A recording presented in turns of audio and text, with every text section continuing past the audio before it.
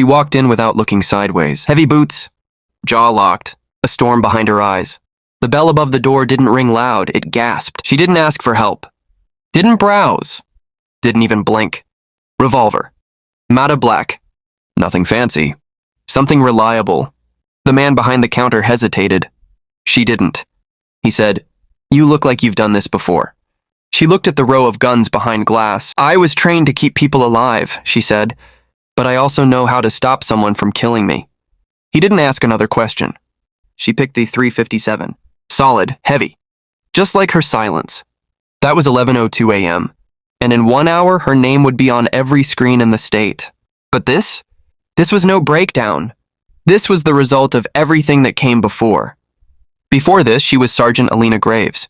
U.S. Army, 10 years, 2 tours. Combat medic, the one who stayed calm when blood soaked the sand. She treated the wounded under fire, dragged brothers out of burning Humvees, screamed into radios with shrapnel in her arm, and never missed a breath. But the military taught her more than medicine. It taught her restraint. Discipline. Timing. She never pulled her sidearm in rage. She only drew when there was no other option. When the mission demanded it. And somehow, civilian life never taught her that rule could apply to survival here too. His name was Marcus Red. Ex-military contractor, smooth, confident. The kind of man who knows how to control a room. And a woman. They met at a vet support fundraiser. She wasn't looking, but he was. He said the right things. Talked like a brother in arms. Made her feel seen. For the first time in years, someone didn't ask her what she'd done. He asked her what she'd survived. They moved in together 6 months later. At first it felt solid. Then it got silent. Then sharp. Then dangerous. The first hit came during an argument. She didn't scream. Didn't cry. She just stood there. Frozen. Not from fear, from disbelief. She'd seen worse in uniform. But this wasn't war. This was home. This was betrayal wearing civilian clothes. He apologized. Bought her flowers. Promised it was the stress. She forgave him. Because soldiers are trained to push through pain, even when the pain comes from someone they trusted. But the flowers didn't stop the next bruise. Neither did the apologies. She started recording the nights she knew would turn bad. She saved photos. Screenshots. She documented everything and like a mission report. Still, she didn't leave. Not yet. Because war breaks people differently. And Alina wasn't sure if she was more afraid of him or of admitting she needed help. She stayed. Until the night he put a gun to the side of her head and whispered, "Go ahead, call the cops. See who they believe, a trained killer or a scared little girl." That was the last night she slept under his roof. She walked into the station at 9:17 a.m., bruised, exhausted, but standing. She showed them photos. Threats. Even the bruised outline of his gun barrel on her cheek. They nodded. Typed. Took the report. Said they'd look into it. She didn't expect miracles. Just backup. 3 weeks later, she got the letter. Insufficient evidence for prosecution. No restraining order. No charges. Just paperwork. And silence. She filed civil charges. Pressed for protective orders. Testified. He stood there clean-shaven, tie-perfect. Said she had anger issues. Brought up her tours. Called her unstable. Unfit. Said her trauma made her paranoid. His lawyer even said, "This woman's military background makes her dangerous." They flipped her medals into threats. Her service into instability. The judge ruled in his favor. Said the evidence wasn't compelling. He walked out laughing. She walked out shaking. But not from fear. From calculation. She drove into the hills that night. Parked. Turned off the car. Sat still. She thought of her unit. All the things they fought for. All the lives she saved. And how none of it helped her here. She thought of Marcus. Of the system that shrugged at her bruises. Of the judge who called her a complicated witness. She didn't cry. Didn't scream. She planned. Because this wasn't rage. This was war again. Different battlefield. Same stakes. The next morning she woke up early. Didn't need coffee. Didn't check her phone. She got dressed. Pulled on her old boots. The ones that still smelled faintly of diesel and dust. She didn't feel angry. She felt surgical. At 10:53 a.m., she drove to the gun shop. Parked. Entered. Picked her weapon like a surgeon picks a scalpel. "This one," she said. "Doesn't jam. Fire's clean. He boxed it up. She signed. Paid in full. No questions. Just silence.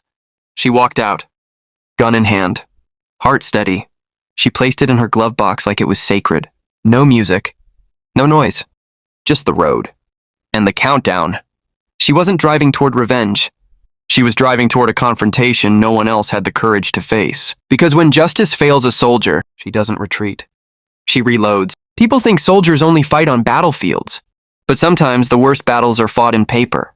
Alina sat in her living room, surrounded by documents, police reports, court filings, medical records, photos of bruises, timestamps. Her laptop screen glowed dimly. She clicked through emails trying to find someone who'd care. VA reps, women's shelters, journalists. Most replies were robotic. Some never came. But one name stood out. Erica Vasquez, former JAG officer turned legal rights advocate. Her email was short. Come armed, not with weapons. With evidence. Alina looked at the stack of papers. Years of being unheard now had a weight, and she was done carrying it quietly. The worst moments don't always come with screams. Sometimes they come as a phone vibration at 2:43 a.m. The call came from a private number. Alina ignored it twice. Third time she answered. Marcus's voice was smooth, low, and almost friendly. Still playing the victim graves? Keep pushing and you'll learn what silence really sounds like. Click. She didn't move. Just stared at her dark screen, then opened her safe. Loaded the revolver. Checked it twice. Not out of fear. Out of protocol. This wasn't panic. This was preparation. Sometimes justice doesn't wear robes. Sometimes she wears combat boots. Erica's office smelled like dust, old books, and war stories. She looked Alina in the eye, like a soldier, not a victim. Alina handed her a flash drive. I've got timestamps, audio, photos, even internal emails from the precinct. Erica plugged it in, scrolled silently, paused, raised an eyebrow. You know this could get people fired. Or worse, Alina. Not my problem anymore. They weren't friends. They were allies. And sometimes that's all you need. Soldiers learn to read the ground. But what no one teaches you is how to read parking lots. It started small. A black sedan. Always 2 cars behind. Same face in different corners of the grocery store. Shadows that moved too fast. Or not at all. Alina took photos. License plates. Noticed patterns. She wasn't paranoid. She was trained. And someone wanted her scared. But fear doesn't work on women who've treated gunshot wounds under sniper fire. Not every mission has clear uniforms. Some enemies wear the face of friends. Tyrese, her old army buddy, showed up after years. Heard you were in trouble. Thought I'd drop by. She made coffee. Watched his eyes scan the room. Too carefully. She asked about his job. He hesitated. Just doing security now, freelance. Later, when he left, she checked under her kitchen table. Bugged, just like Fallujah, only colder. She crushed it beneath her boot and smiled. War had returned, but so had the soldier. Justice is only blind when it chooses to be. 3 days after Erica submitted the new files, suddenly people started reacting. Her old precinct called. The court clerk lost a document, now suddenly found. Marcus's name appeared in an internal affairs memo. And a reporter reached out. Alina Graves? We got a leak. They said your case was buried. On purpose. She didn't flinch. She offered a quote. I didn't come for headlines. I came for accountability. Corner a predator, and you learn what he really is. Marcus filed a countersuit, claimed harassment, emotional distress, defamation. Photos of her in uniform appeared online, labeled unstable vet. Anonymous messages poured in. PTSD Barbie thinks she's a hero. Go back to Afghanistan, psycho. Alina watched them pile up. Didn't cry. Didn't break. She just saved every message. Every file. Because truth isn't what people say. It's what they leave behind. Pain doesn't knock. It breaks in through memory. She was back in Mosul. Smoke, screams, a soldier flatlining beneath her hands. She applied pressure, shouting for backup. Blood under her nails. Dust in her lungs. And then silence. Same silence Marcus used. Same silence the courtroom gave her. She opened her eyes in her apartment. Hand trembling. And yet, she smiled. Because even then, she brought that soldier back. And now she'd bring herself back too. A soldier never packs for peace. She cleaned the revolver again. Not because it was dirty, but because ritual mattered. Loaded 3 bullets. Paused. Not for revenge, for readiness. She wasn't planning to shoot. She was planning to show she could. Because sometimes presence is the power. And today, she wouldn't be dismissed. First time she was a witness. Second time she was a warrior. The courtroom was colder this time. Same judge. Same Marcus. But this time, Erica was ready. And so was the press. This time, Alina walked in with timelines, affidavits, bug recordings, backup files. This time, when Marcus spoke, the truth outran him. He fumbled, sweated. The judge frowned. And for the first time in years, Alina saw something in that room she hadn't felt since Iraq. Respect. The silence after a win is never peace. It's just the moment before the next shot is fired. Alina sat in the courthouse parking lot. The press had moved on. Erica was fielding interviews. The judge's ruling was still echoing in her ears. Motion to reopen the investigation is approved. It wasn't justice. Not yet. But it was the first crack in a wall that had stood too long. She sat still, hand on the steering wheel. For the first time, she wasn't thinking about Marcus. She was thinking about the ones who helped him. Because abusers don't survive without cover. Truth is never lost. It's hidden, usually where it hurts most to look. Erica handed her a manila folder. Inside, internal emails. Police body cam screenshots. A letter from a senior officer ordering non-escalation. It wasn't just Marcus. It was a system that made space for him. One email stood out. Red has former clearance. Back channel involvement likely. Keep Graves quiet. Back channel. Erica looked at her. You ever hear that term in your unit? Alina nodded slowly. Not in the way Erica thought. Not from a courtroom.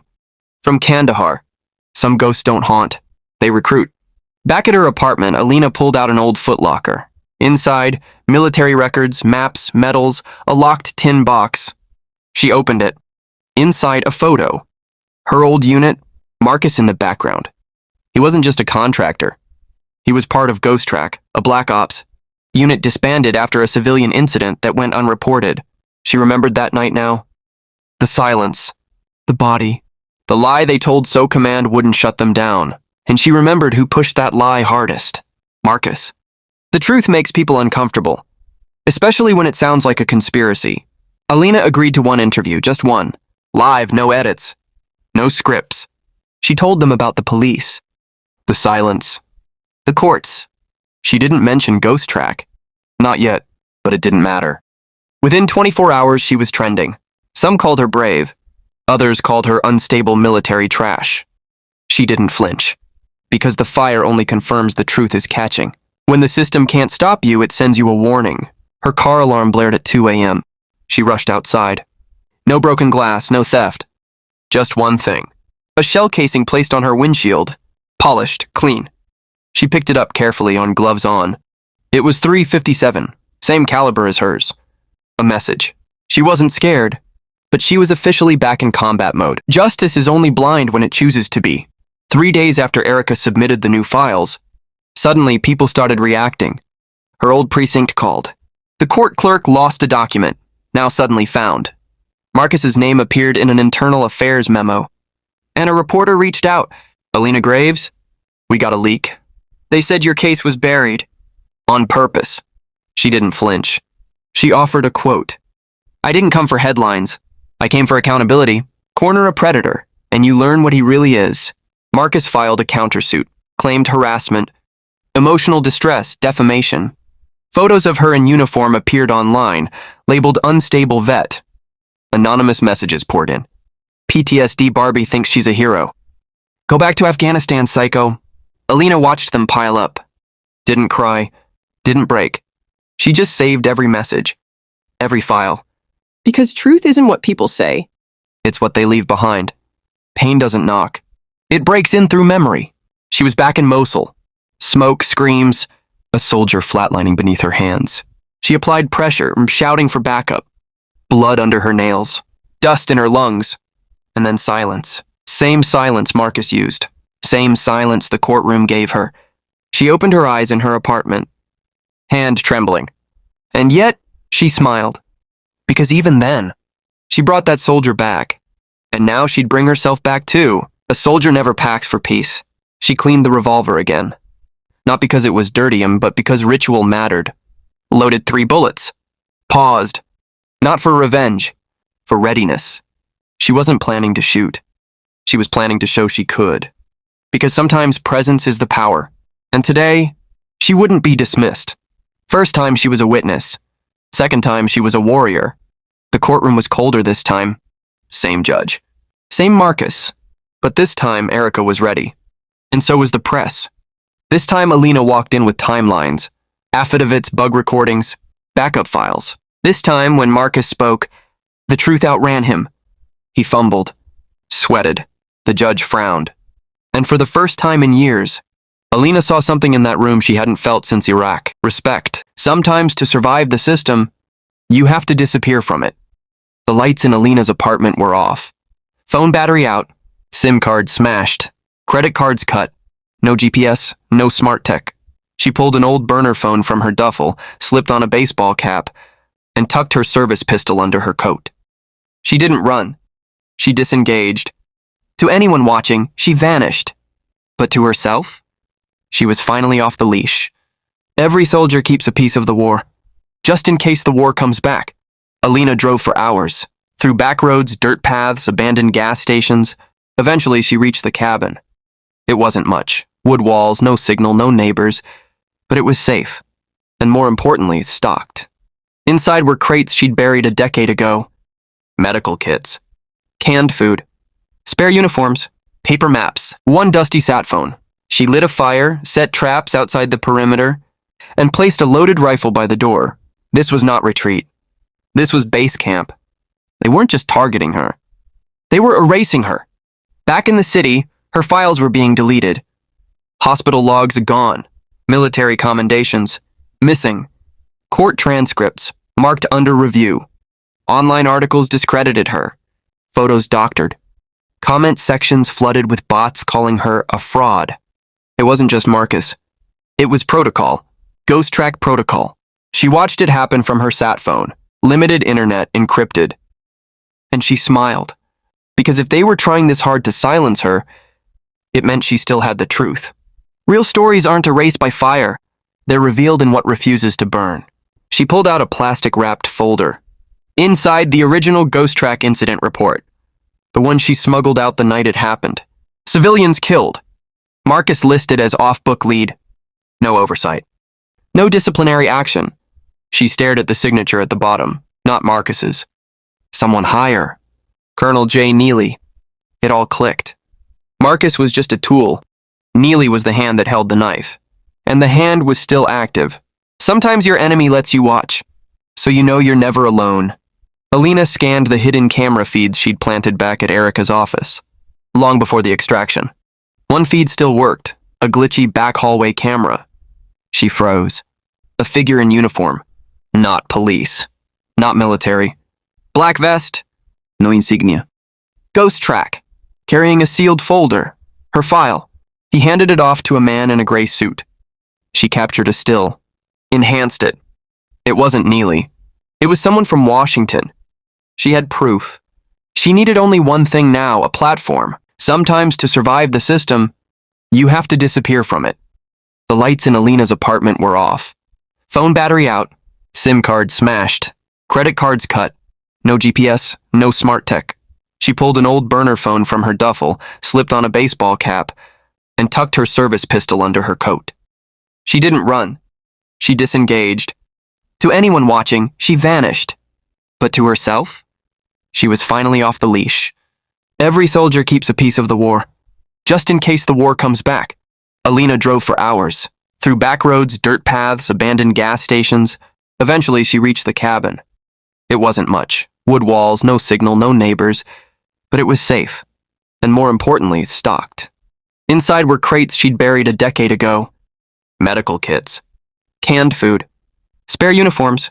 Paper maps. One dusty sat phone.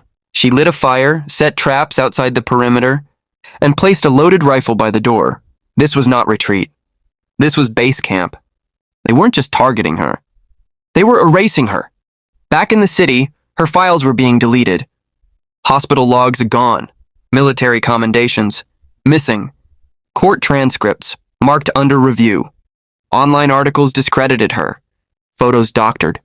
Comment sections flooded with bots calling her a fraud. It wasn't just Marcus. It was protocol. Ghost track protocol. She watched it happen from her sat phone, limited internet, encrypted. And she smiled, because if they were trying this hard to silence her, it meant she still had the truth. Real stories aren't erased by fire. They're revealed in what refuses to burn. She pulled out a plastic-wrapped folder. Inside, the original Ghost Track incident report. The one she smuggled out the night it happened. Civilians killed. Marcus listed as off-book lead. No oversight. No disciplinary action. She stared at the signature at the bottom, not Marcus's. Someone higher. Colonel J. Neely. It all clicked. Marcus was just a tool. Neely was the hand that held the knife. And the hand was still active. Sometimes your enemy lets you watch, so you know you're never alone. Alina scanned the hidden camera feeds she'd planted back at Erica's office, long before the extraction. One feed still worked, a glitchy back hallway camera. She froze. A figure in uniform. Not police. Not military. Black vest. No insignia. Ghost track. Carrying a sealed folder. Her file. He handed it off to a man in a gray suit. She captured a still. Enhanced it. It wasn't Neely. It was someone from Washington. She had proof. She needed only one thing now, a platform. When power starts slipping, predators become sloppy. Marcus stood in a luxury condo yelling at someone on speaker. You said she'd be gone. The voice responded calmly. She wasn't supposed to survive Kandahar either. Marcus smashed the glass. He pulled up surveillance on his laptop, static. Every camera near Alina's last known location, offline. His face twitched. Sweat on his temple. She's hunting me. He was right. Some messages aren't emailed. They're handed off in places where echoes answer for silence. Alina met with a contact, ex-NSA, one of Erica's old network. Location, abandoned metro tunnel under the city. The man handed her a physical drive. Everything on Ghost Track's current ops. Names, routes, false IDs. Neely's offshore accounts. Alina. You sure this is clean? I'm not. But you're the only one crazy enough to go public with it. She walked away, drive in pocket, pistol at her back. She wasn't crazy. She was ready. Sometimes the weapon is not a gun. It's a file drop at the right time. At 2:08 a.m., Alina found a secure connection. She uploaded everything. Encrypted folders, photos, videos, bank trails. The files hit 4 targets. Erica's legal backup server. 2 journalists who owed her favors. 1 military tribunal review board. And an anonymous site for whistleblowers. Within hours, social media exploded. Shadow Unit Ghost Track tied to civilian deaths. Colonel Neely under federal investigation. Where is Alina Graves now? She read every headline. And didn't smile. She just reloaded. Every predator makes one last lunge. And every soldier plans for it. She got the location. Marcus was being extracted. Final flight out before indictment. She reached the hangar first. Waited behind the crates. Night vision on. Finger on the trigger. He walked in. Same smirk. Same arrogance. Until the laser dot lit up his chest. You should have killed me in Kandahar. Marcus froze. You wouldn't shoot me. You're the hero. She didn't fire. The press did. Cameras flashed. She handed them the drive. And walked away. The courtroom gave her silence. But the world finally gave her voice. Alina sat in the back of the courtroom this time. She didn't testify. She didn't need to. The files did. Colonel Neely was indicted. Marcus collapsed on the stand. And as Erica walked back in, alive, finally, the judge looked directly at Alina. Sergeant Graves, you did what most of us were too afraid to. She nodded once. Not in victory, but in peace. Because the war was never just about her. It was about never letting it happen again. They thought it was over. They thought exposure meant defeat. But for people like them, exposure is just the signal to start burying bodies. A week after the courtroom victory, the headlines started fading. Colonel Neely was suspended but not arrested. Marcus disappeared. Interpol claimed no record. FBI wouldn't comment. And Alina? She stayed quiet, stayed cold, stayed armed. She walked the edge of every alley like she did in Fallujah. Body tense, eyes scanning rooftops, back never to a wall. Peace wasn't coming. Just a new phase of war. Survivors don't rest. We read signs before they become threats. Erica called from a secure line. They're still cleaning up. Neely's not alone. There's someone else, internal deep government.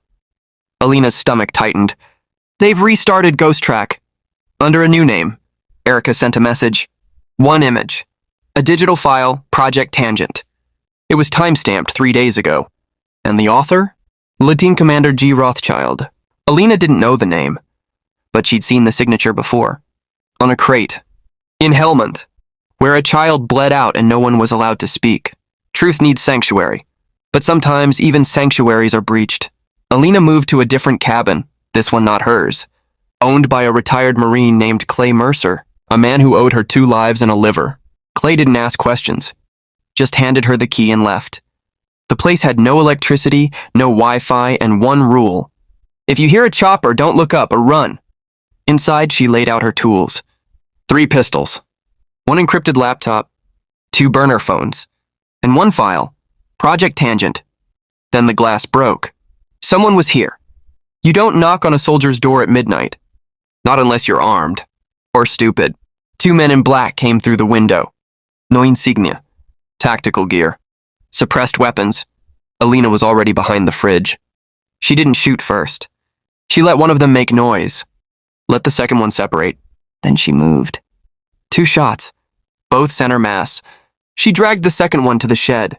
Searched his gear. No ID. But inside his boot, a chip. When decrypted, it led to one location. The Coldwell airstrip. She'd been there before. So had Marcus. Some places you leave with scars. Others you leave with secrets. Coldwell wasn't on any GPS. But Alina knew how to find it, using terrain, sun position, and memories she wished she could forget. She got there at dawn. Just trees, dust, and silence. But hidden in the forest, concrete. An underground hangar. She used a broken sewer pipe to crawl under the fence. Inside the hangar, crates, black ops gear, and a whiteboard with names. At the top, Rothschild. Graves crossed out, Erica Vaughn, Mercer. They were all targets. You don't need to fight a war to win it. Sometimes you just need to listen. She planted a tap in the hangar, crude, analog, but effective. Then she left. Back into the woods, waited, listened. Hours passed. Voices. Rothschild wants her alive, for now. The court exposure triggered early rollout. We handle Graves. The rest folds. She recorded it all. Then she whispered to herself, not this time. She packed her gear and set the trap. Because they were coming next. And this time, she'd be ready. When you're being hunted, you call in the man who taught you how. Alina met Clay Mercer deep in a canyon near Flagstaff. He was older now, beard longer, eyes slower. But when he looked at the footage, he said one thing. They're using old Langley routes. You got 5 days before Rothschild vanishes, Alina. Then we take him now. Mercer. With what? A rifle and a bone to pick? She pulled out the folder. With evidence. With a target list. And with you. Mercer grinned. All right, kid, one last op. The best missions are never loud. They end before the first alarm. Alina and Mercer approached the secondary compound, west of Phoenix. No lights, just one road in. Guard rotation every 11 minutes. She counted steps. Memorized shadows. Used night cam from an old cell phone taped to a tree. 2 shots. 1 guard neutralized. Then the fence cut. Inside, she planted explosives on the generators, just in case. They reached the server room. Alina inserted the drive. Uploading Project Tangent. 100% transfer complete. Then, footsteps. It was Rothschild. Evil never looks like a monster. It looks like a man who knows he'll never be held accountable. Rothschild stepped in calmly, holding a small pistol. You don't understand what we're protecting. Alina. I understand exactly what you're hiding. Rothschild. You think exposure matters? These people want shadows. You burn this, another will rise. Mercer stepped beside her. Then we'll burn every one of them. Rothschild laughed. Alina didn't. Click. She dropped the flash drive in a live feed broadcaster. Say hi to the world, Commander. The truth doesn't kill the system, but it sets fire to every lie it told. The compound burst into flames behind them. News outlets were already picking up the feed. Military forums, civilian networks, even rogue ex-CIA servers. Project Tangent was now public. Erica called through the burner. It's out. It's all out. Alina didn't cry. She didn't celebrate. She and Mercer stood on a hill, rifles slung, fire in their eyes. Because it wasn't about revenge. It was about clearing the field. For whatever comes next, truth is like fire. If you're not ready to burn for it, don't light the match. Alina stood at a highway truck stop. Anonymous faces. Diesel smoke. Blinking neon. She watched a man in a denim jacket open a locker. Inside, a sealed envelope with her symbol, a single burned line. The man walked away. She took the envelope and slid back into the shadows. Inside, coordinates. A dossier, a symbol she hadn't seen in years, one that predated Ghost Track. Phantom Protocol, active. Her breath stilled. Ghost Track was the cover. Phantom was the truth. It's not the name that haunts you. It's the moment you realize it's always been there. Alina sat by a dead campfire. Erica's voice on the sat phone buzzed through static. You're saying it wasn't Neely? He was a pawn. I found this symbol on an old clearance. Dakat Kandahar Mosul, even back in Somalia. She unfolded the printout. A triangle wrapped in static flame. She remembered seeing it on a case. After a unit was wiped by friendly fire. She was ordered never to speak of it. They're not erasing me anymore. They're finishing a job. When the government throws people away, they don't die. They form a crew. She reached out to an old contact, Darnell Havoc Price. Ex-ranger, ex-prisoner, now merc for hire. You still run clean extractions? Only for ghosts like you. Darnell brought 3 more. All former operatives burned by the system. One blind in one eye. One had half a hand. One only spoke sign. But when Alina spread the phantom file, they nodded. We'll ride. No rank. No orders. Just debt. And loyalty. Before a system dies, it sends a cleaner. One who burns what can't be bought. The team intercepted chatter on encrypted lines. Codename Drake. Not CIA, not DOD. Just the cleaner. He was erasing whistleblowers, journalists, families, quietly. One phrase repeated across his logs. Close all graves. They weren't just after Alina. They were cleaning her name, her trail, her existence, even ghosts leave shadows. They tracked a burner phone ping from Arizona to Montana, rural, cold, mountains. Darnell. No traffic in or out for days. Could be a trap. Alina. Then we said it first. They moved at night. No headlights, no radios. Snow crunching under boots. Silence so heavy it felt like war again. Inside a cabin. They found him. Drake. Alive. Hooked to a morphine IV. But his laptop was gone. And so was the name. Alina. He was the weapon, not the hand. Want to kill a system? You find its root. And cut through bone. A hidden line on the phantom map pointed to Deadfall Ridge. An old Cold War listening post 3 miles underground. No fly zones above it. No paper trail around it. Satellite showed heat signatures, moving in formation. Alina looked at the team. If we go in, we don't come back. Darnell smiled. Wasn't planning to. They packed gear. Final messages written. Grenades marked goodbye. They were ready. True soldiers don't need medals. They need a cause worth dying for. They rappelled down a ravine. Cold air, metal doors. No guards. Which was worse. Inside. Empty hallways, old tech. Suddenly rebooting. Red lights flared. Motion sensors flicked. A robotic voice echoed. Phantom Protocol live mode. Security breach. Purge in 6 minutes. The facility wasn't guarded. It was rigged to erase itself. History doesn't vanish. It's stored in silence. They reached the archive. Dozens of names. Victims, pilots, leaks. Operation tags. Ghost Track. Project Tangent. Even Blackbird 1997, Alina's first covert mission. She found her own file. Stamped. Terminate upon rediscovery. She took photos. All of them. Then downloaded the master key. But alarms screamed. The purge began.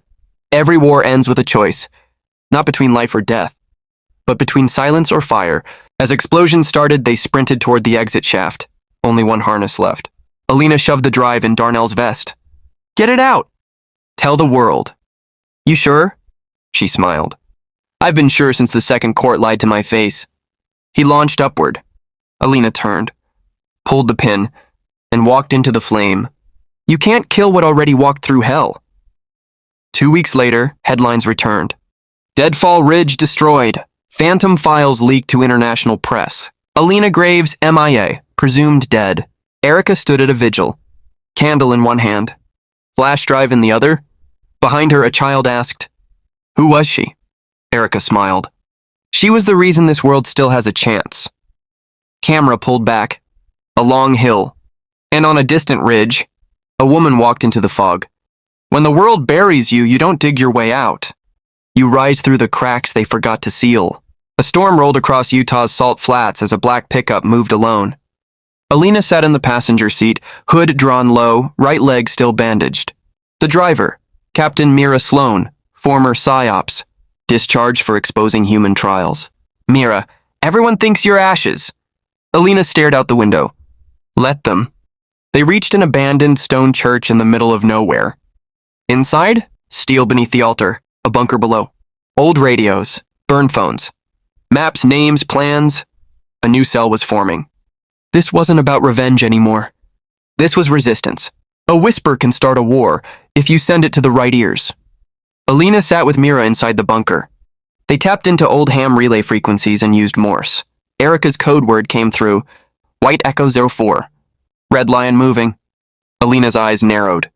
Red Lion meant surviving tangent commanders. So 4 was a date, 4 days. They had a window, one meet point before all traces disappeared. "Mira, you're still bleeding." Alina, "Then I'll move faster." They started planning an intercept. Time to cut the lion's throat. Every system has a crack. Sometimes it's a person who still believes they're doing good. In Seattle, an inside source contacted Mira. Name, Daniel Reese. Clearance, level 4. Department of Energy, but used by Phantom for black tech housing. He delivered a warning. They're not just deleting files. They're transferring the weapons. Biotech. Gen-enhanced soldiers. Off-book assets. Where? Mobile convoy. Off the grid. Red Lion isn't one man. It's a cell. 4 operatives. En route to Mexico border. Alina whispered, "Then we go hunting.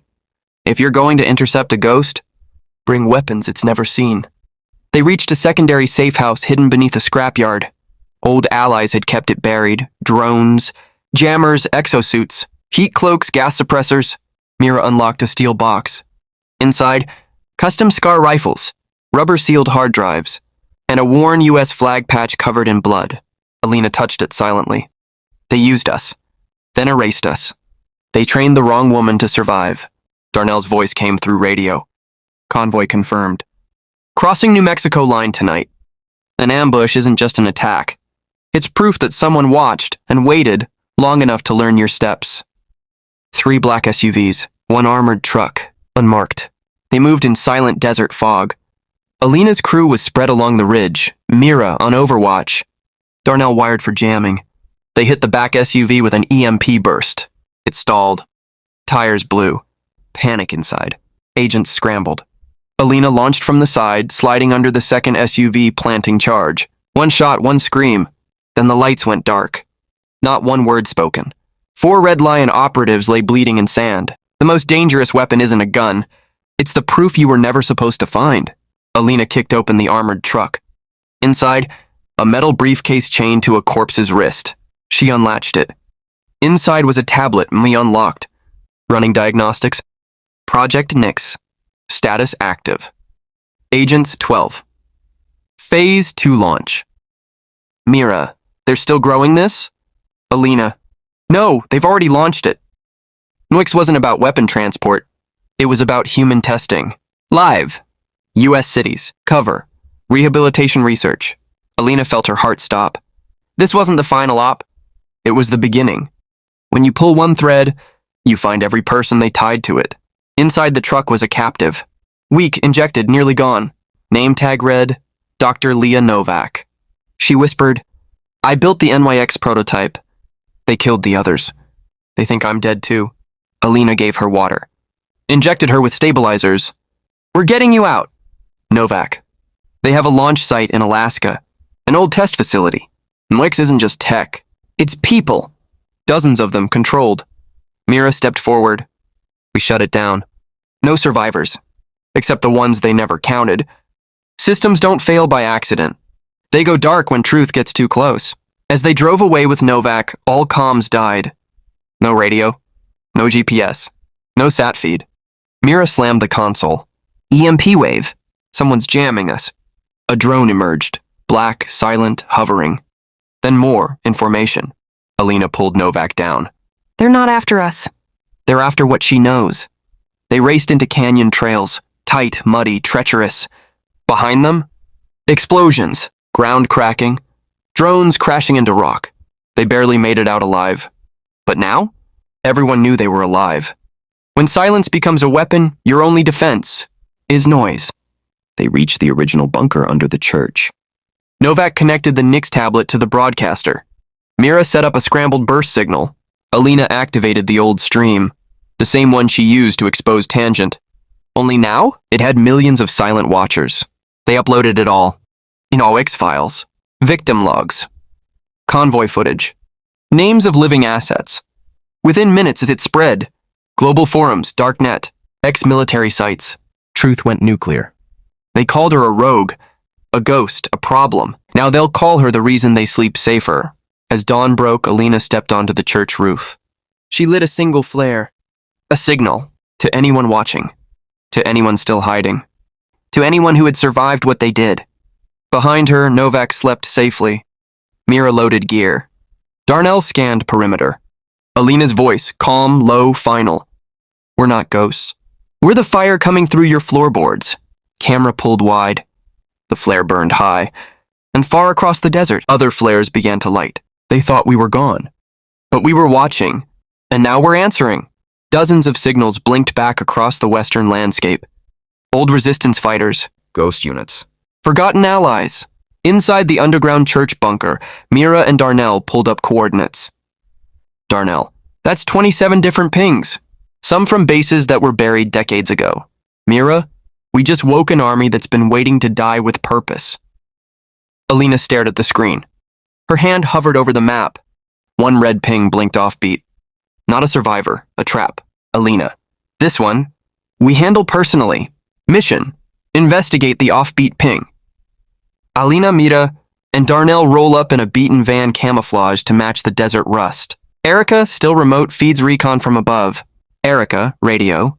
Thermal shows 2 heat signatures. No movement in 12 hours. They breach slowly.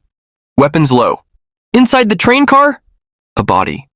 Former operative, throat slit. Blood still warm. Mira, they killed her just before we got here. They wanted us to find this. Pinned to the body's chest. Silence is not safety. Return to the ground. A flare ignites. Not theirs. They dive. A drone overhead marks them. They've been burned. Darnell gets hit during extraction, graze wound. Their safe route is cut off. A second drone trails them. But it's not government. Mira, that's private. Modified military. Contract drone. Alina. So they're outsourcing now. They detour off-road into a ravine. As Mira patches Darnell up, Alina sits silent. Mind racing. She's starting to see it now. The pattern. They're not just covering tracks.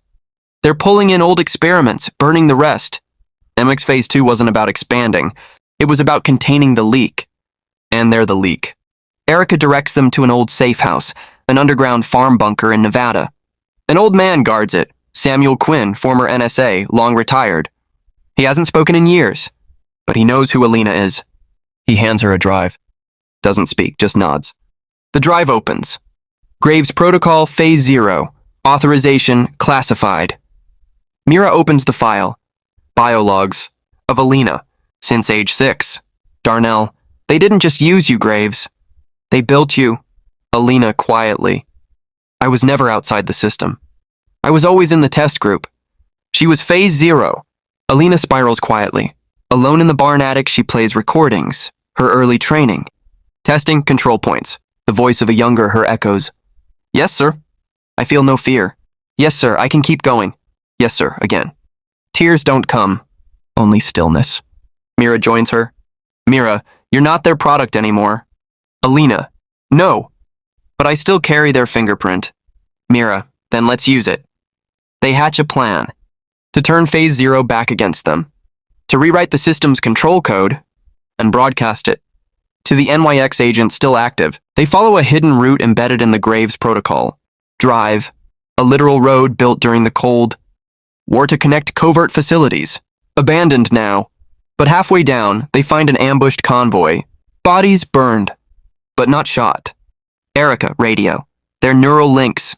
They melted, fried from the inside. One Nix agent still alive, twitching, broken. He stares at Alina, whispers, "We saw you." Inside the field.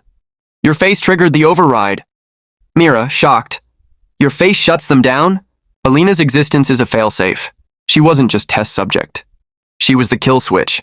They record the broken Nix agent's final moments. His neural implant flares, then dies. Inside the code, Mira finds visual biometric trigger pattern, shucks Graves. Alina can shut them down, but only if they see her. Mira, that's why they wanted you dead. You're the one thing they can't control. Erica triangulates the last known mass NYX field test location. Kodiak Island, Alaska. They prep for extraction. Alina. No more hiding. Let's go ghost hunting. A cold, misted coastal facility on Kodiak Island. The compound is disguised as an ocean research station. But deep below, containment pods. No X-agents. Twitching, drugged, waiting to be shipped. Alina steps into the observation bay. One by one. They look up. And freeze. Mira, it's working. You're cutting their link. Erica. System crash detected. Remote control failing. But alarms begin to wail. They're not alone. They're ambushed, not by soldiers, but by other test subjects. Modified, still active, still online. One of them speaks. You're Graves 0. We're Graves 1 to 5. You were the first. We were the ones who obeyed. Alina stares into the face of a woman who looks like a mirror, but colder, controlled.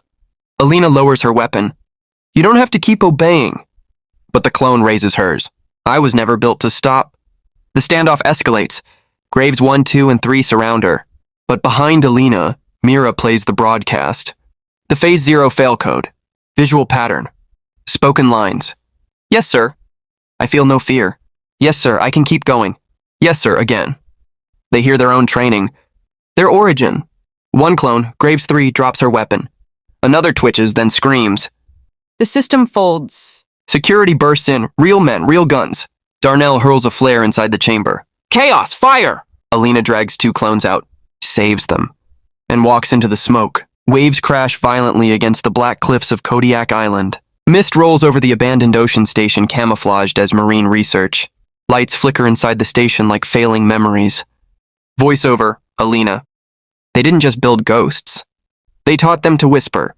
Inside the compound, Alina leads Mira, Darnell, and Erica via comms through rusted corridors. The test subjects from Scene 78 are missing. The pods are shattered. Blood streaks the walls, but there are no bodies. Mira whispers, they extracted them. Darnell, where? Alina walks into the command room. Surveillance monitors flicker with static. One feed comes online, a live signal. An old bunker. Cold white lighting. A woman, Graves 1, stares at the camera. Graves 1, hello, 0. She smiles and pulls a child into frame and about 8 years old. Eyes trembling, but trained to stay still. Graves 1, let's see how well your programming ages. Cut to black. Location. Inside the server room, Ocean Station. Erica confirms the feed came from Grid Station Delta, a cold storage, military data farm off the Alaskan mainland, long believed shutdown. Erica. But it's still powered, and something in it is leaking bandwidth. The same neural protocol from Project Nix. Mira. They're running live conditioning tests on kids? Alina nods, eyes locked on the frozen image of the child on screen. Alina. She's not a hostage. She's the next prototype. Suddenly lights flicker. Sirens wail. Remote override triggered. Doors slam. Mira. We're being sealed in. Erica reroutes the emergency locks. Gas starts leaking through the vents. Erica. They're trying to erase the whole site. Full sterilization. Alina. Let it burn. Just open the north wall. They blow the exit and escape through a freezing service tunnel. Surfacing on a rocky beach, gas flares behind them. The ocean compound collapses. They fly low across the dark sea, stolen chopper blacked out. Inside, Mira reads decrypted logs from the collapsed station. Mira, there's a file labeled Phase Final. It's not part of NYX. Darnell, is it Graves related? Mira, it's not just related. It is her. Inside the logs, images of Alina, all ages, all missions, combat footage she's never seen, simulations, behavioral conditioning charts. Alina quietly. I wasn't trained to survive them. I was trained to replace them. Mira. They built a control agent that couldn't be controlled, and then buried her under 20 years of war. Alina closes the laptop. Alina. Then let's dig them out.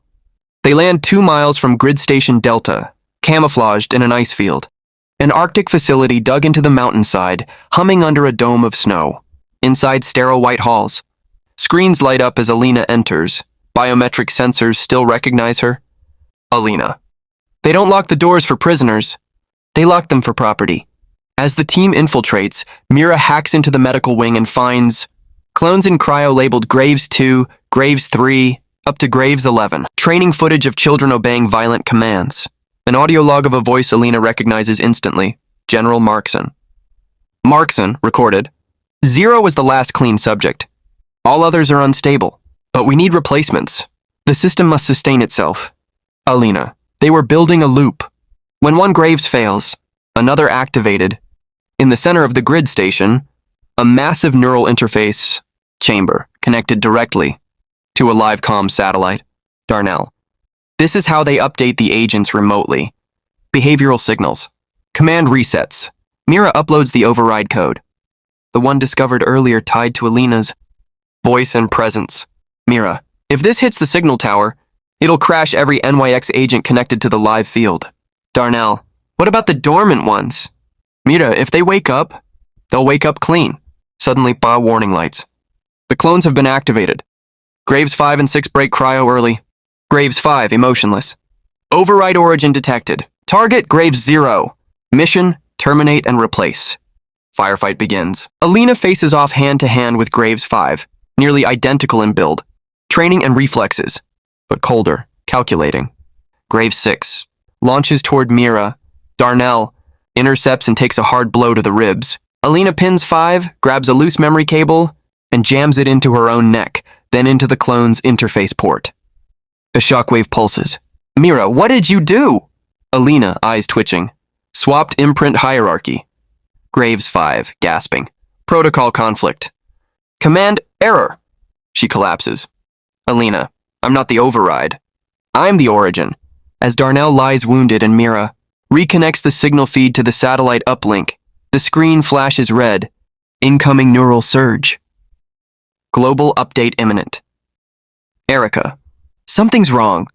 They're not shutting down. They're converging. Across the facility's cameras, dozens of Graves models awake in cryo step out and turn toward one direction. Satellite footage shows NYX agents around the world moving, converging toward Alaska. Erica. You didn't shut them down, Alina. You called them home. Alina. Good. Let them come. She stands over the uplink, wind howling through the broken dome, surrounded by ash and frost. Voiceover. They made me to be the weapon. But now they'll learn what it costs to arm a woman like me. Fade to black. Snow howls outside. Inside, alarms scream. Monitors blink red. Mira. They're coming from all directions. On foot, on drones, even submerged. Erica patches into military surveillance. Satellite views show NWIX units closing in from air, land, and sea, all zeroing in on Alina's signal. Erica. They're not attacking yet. They're surrounding. Alina watches silently. Alina, voiceover. They don't know if I'm enemy or mother. Outside, Alina walks alone into the freezing wind. Across the snowy field, dozens of figures appear. Clones, slowly approaching. Perfectly synchronized. Each face, her face. Different scars, different expressions, but all one origin. They stop 10 feet away. Graves 2, directive active. Recalibration pending. Alina, I don't give orders anymore. She removes her glove, presses a button on her belt. A tiny pulse emits, the phase 0 heartbeat frequency. Some clones twitch. Others scream. 2 fall to their knees. The link is starting to crack. Inside the station, Mira arms the EMP rig around the uplink tower. Mira, this hits hard enough to fry their neural links for good. But it'll hit you too. Alina, I know. Darnell, wounded, weak. We don't win this by killing them. We win by breaking the cycle. Alina stares out as more NYX agents enter the field. Not clones, real humans under NYX's influence. each one bearing the mark GR0 Protocol. The system didn't just copy her. It used her to control everyone else. Alina, voiceover. The weapon wasn't just me. It was who I made obedient. Alina enters the control room. Mira stands by with the detonator. Mira, if we broadcast the pulse, you might survive. But the clones, the real ones, they'll lose all memory. Everything. Like it never happened. Alina, then they're free, finally. She puts her palm on the screen. Her image flashes through the network. Every NYX agent in the field sees her. Some pause. Others collapse. But others charge. Darnell, Alina, now. Erica counts down from the satellite control. 3, 2. EMP detonation. A white wave blasts across the field. The uplink shatters. Neural implants pop and fizzle. Clones fall. Agents scream, drop their weapons. Alina collapses on the snowy ground, bleeding from her nose. Her pulse flutters. Mira and Darnell drag her into the wreckage for cover. Silence falls. The next morning, the battlefield is frozen and still. Dozens of survivors, real people, sit dazed, waking up from years of control. Clones lie still, some dead, some breathing shallowly, others staring into the sky without command. Alina wakes, barely. Mira, it worked. You broke the link. Alina, not enough. She reaches for Graves 3, still alive. Alina, you remember? Graves 3, nothing. Just my name. Graves! Alina, then that's your beginning. Not your end. 6 months later, Washington, D.C. Camera flashes. Protesters outside. Inside, the Senate committee hearing on NYX violations. Alina sits at the witness table in uniform. Behind her, Mira, Darnell with Kane. Erica, in person now, and Graves 3, now clean, dressed in civilian clothes. Senator, you're telling this court that the government created a line of neural slaves, using your DNA? Alina, yes. Senator, and you, shut them down yourself? Alina, no, Senator. I didn't shut them down. I gave them the choice. A hush falls. They didn't build a soldier. They built a match. But fire doesn't ask what you meant it for. Graves 3 teaching combat survival to NYX survivors. Darnell helping rebuild victim databases. Mira working on neuroblocker tech for future protection. Erica joining civilian cybersecurity reform. Final shot, Alina walking alone toward a remote cabin in the north. Her service file now stamped declassified. Voiceover. They called me Graves, but I dug them up instead. Fade out.